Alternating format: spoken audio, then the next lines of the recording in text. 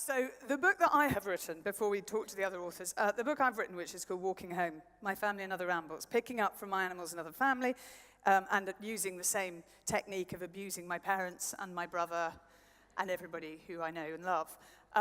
But using this time, instead of using horses and dogs and ponies that I have adored, using walking, which I have discovered in my later life, having spent the early part of my life galloping across the countryside and galloping through life and jumping everything that I could and living this sort of daredevil, very fast lifestyle where it was all about getting to the destination.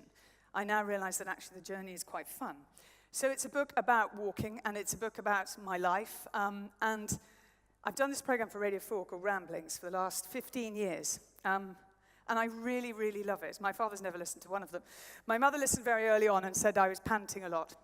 And it was quite off-putting, so she didn't want to listen again. So, luckily, my 7-year-old nephew, the eldest of my nibblings, as I call them, my 7-year-old nephew, is sitting at night at the moment with a head torch reading this book, which is quite a lot for a 7-year-old to take on. He did enjoy the first book, but mainly because it was all about his father, and told stories about our childhood, and now he thinks he can shoplift and get away with it. I'm trying to say to him, you can't. But throughout it, and I got a very funny tweet really early on when it just came out, because it's only been out for 3 weeks. I got a tweet from somebody who said, do you realize the typeface changes and goes into different sizes for different chapters? I said, yes, I do, actually. We have done that on purpose. Because throughout it, like, no, I hadn't realized. Oh, no. Must send them all back. There is one major mistake, actually, which I do hope will be resolved in the second issue, which is at the moment you've got me walking down the dual carriageway of the A30 in Cornwall. But anyway, just on a map, in case you see it. I did not go that way. But throughout it, my brother and I and my parents, although Dad wouldn't come, that doesn't ruin it for you, he wouldn't come.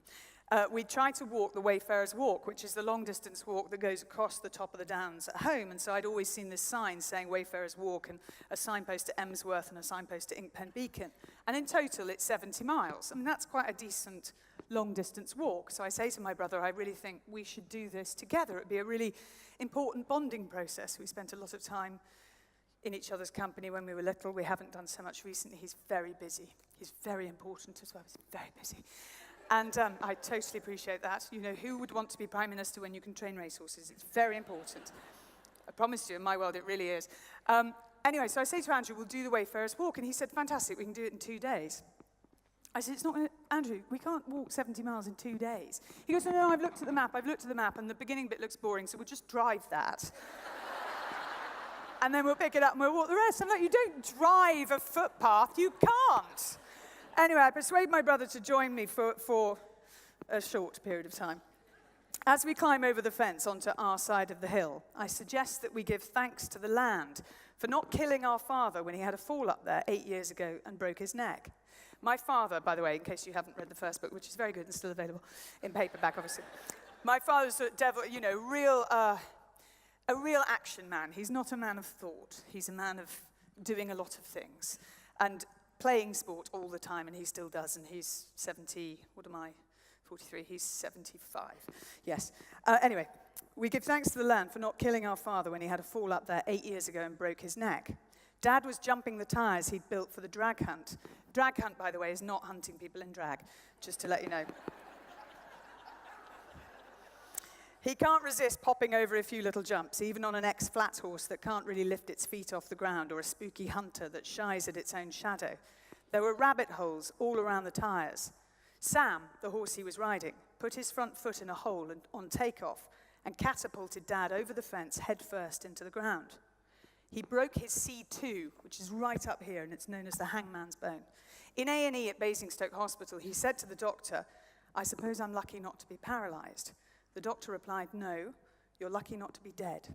He was in a brace for 4 months, during which time he swore a lot and behaved like a child, demanding attention, sympathy, and food. Poor Mum.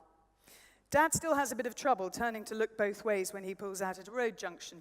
Do not ever get in a car with my father, just in case it happens to you, don't. He drives very, very fast, and he can't really look either side. And he wouldn't be best placed side on to a tennis match.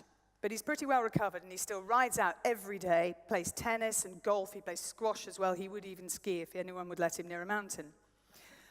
I pause and I think about my father lying there in agony, incapable of moving, as his horse farted and trotted off home. Andrew, my brother, Andrew has turned his back on me and is facing the hedge. Are you giving thanks? I say. No, he replies, I'm having a pee. So, the book is a mixture of silly stories like that, but also stories about the people that I've met over the 15 years of doing Ramblings and the places I've gone, and the fact that I now know that Britain is not just made up of racecourses, and that Newmarket and Lambourne aren't necessarily the industrial capitals of the world, and that places exist west of Newton Abbot and Exeter Racecourse. There's this whole county called Cornwall, which I'd never discovered as a child. Seriously, someone from Cornwall here tonight? What, you've come from Cornwall tonight? No, you've been here longer than that, haven't you? Yes. Well, thank you. There's a really lovely chapter on Cornwall. You'll like it.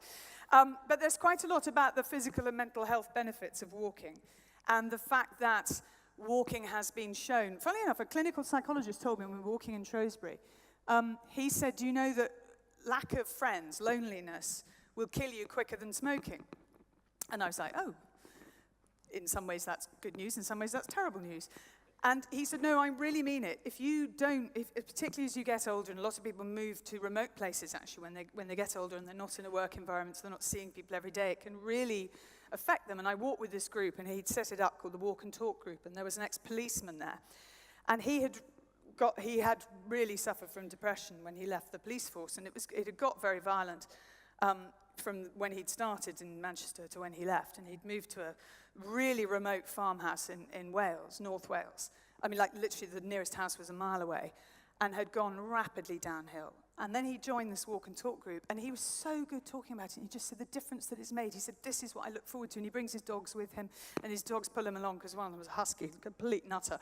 And I tried to hold it for a while, madness. But it's made a massive difference to him. And there it is, something that's free, that's accessible for all of us. And my dream is that the whole world will realize that if we walk in groups together with shared interests or different interests, if we have walking meetings, if businesses start walking meetings, if kids walk to school in a safe environment, obviously, but if kids can walk to school, that this will make a big, big difference to our state of mind. And there's a group that I discovered near Swindon called Forget Me Not, who have been set up by a woman called Linda, because she has found that walking and planning walks help slow down the effects of early onset dementia and Alzheimer's.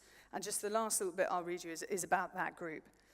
They walk for 5 or 6 hours and nearly always get lost.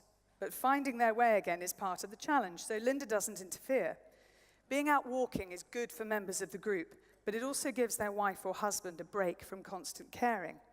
Ian told me, everyone is very relaxed, and I like it that they don't do things for us that we can do for ourselves. In the outside world, he explained, every mistake you make affects your confidence because of the reaction of other people. When you can't park the car properly, it can make you feel that you're messing everything up. Here, you feel a sense of normality. We'd been walking for a couple of hours before we stopped for lunch. Everyone was starving and fell upon the heaps of food, sharing sandwiches, crisps, fruit and cheese. And we sat on the side of a hill looking at the Vale of the White Horse. I could hear the faint hum of the motorway, and I had no idea where we were or where we were headed. After lunch, we followed the map as best we could, but ended up in the middle of a field with no obvious exit. One of the faster members of the group said he would walk to the far corner to see if there was a stile and a footpath sign. We watched him go and come back again some 15 minutes later. Was there a stile? I asked. A stile? He said. I have no idea. The others laughed, and then he said, did I go over there to see if there was a stile? Oh dear, that was a really bad idea. I can't remember whether there was or not. He didn't panic about not remembering. He just laughed because the others were laughing. It must be frustrating as hell not to be able to remember the most basic of things, but if you let that frustration get the better of you, then you're living in a double hell. Linda makes sure that everyone feels that whatever happens, it's just fine. Soon, we'd lost another walker, together with her 25-year-old carer. But then we could hear hysterical laughter. I fell in a bush, said Sandy, emerging from the hedgerow. It was brilliant. It didn't matter that we were lost, because the group felt at home.